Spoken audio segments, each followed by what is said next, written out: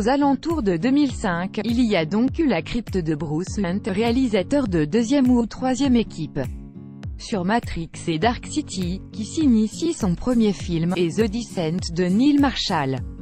Si ce dernier a été auréolé d'un beau succès critique et public, porté par l'enthousiasme en festival jusqu'à un beau succès en salle, le premier, sorti en janvier 2006 en France, est passé relativement inaperçu. Plus terrible encore, il a coûté 5 fois plus cher que The Descent, un vraisemblable 30 millions de dollars au compteur, expliqué par la construction d'un gigantesque réservoir d'eau pour tourner, mais on a engrangé bien moins en salle, environ 33 millions, contre 57.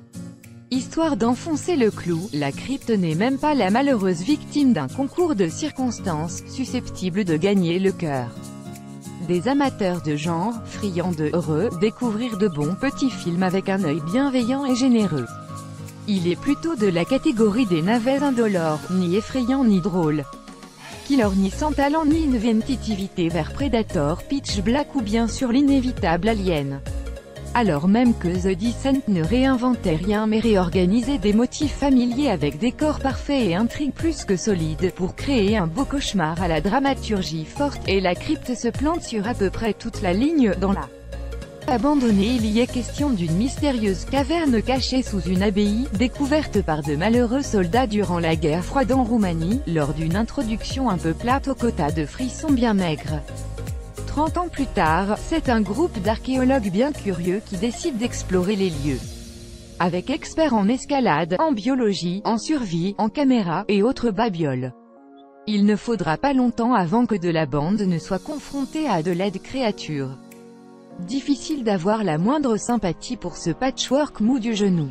Il suffit de voir les premières apparitions des bestioles pour hésiter entre le sourire et le rire jaune, avec l'étrange impression que l'entreprise penche sérieusement et douloureusement vers la série B trop chère pour son propre bien. Musique grotesque, découpage médiocre, dialogue lourd, la crypte creuse très vite sa tombe. Un constat d'autant plus que sa mère que le budget a été mis pour avoir à l'écran beaucoup d'eau et de rocaille, une grande partie de l'action ayant lieu autour de l'eau, pire conditions de tournage possible. Des moyens démesurés vu la condition proche de la mort clinique du scénario, peuplé de personnages à peine esquissés en 3 dialogues. Bien trop de personnages au fond de ce trou pour offrir à quiconque une vraie présence, et tracer une roue digne d'une intrigue respectable. La photographie est à peu près soignée, quoique bien loin de rendre justice à l'aspect inquiétant des lieu, très vite assimilé à un grand studio un peu trop éclairé pour être honnête. Quant à l'amateur de tripes et hémoglobine, qu'il soit prévenu, rien à se mettre sous la dent dans la crypte, très sûrement pénalisé de ce côté par son budget conséquent et donc propice à lisser les choses. Il pourra en revanche divaguer sur les affreux effets spéciaux, à l'image de ces scorpions immondes.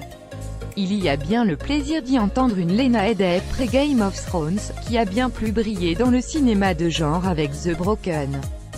Dans le rôle de la blonde qui montre son ventre mais qui est une femme forte, la coyote. Girl Pipé Perabo se paye au moins le luxe de décrocher la meilleure scène d'action du film. C'est bien peu pour se satisfaire de ce film qui s'offre une tagline tellement honnête qu'elle finit par attendrir, n'y descendez jamais.